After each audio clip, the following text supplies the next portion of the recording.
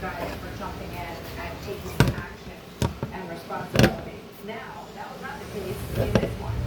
Unbelievably vicious video. This is very tough to watch, and I don't want it. Into that.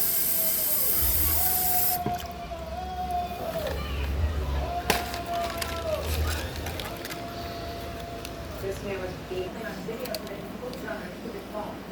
That's what we're trying to run again.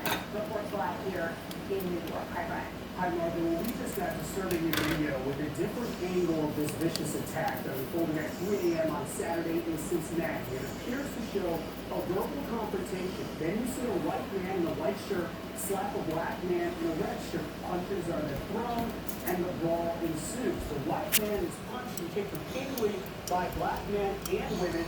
This new video also shows two other white men getting beat up.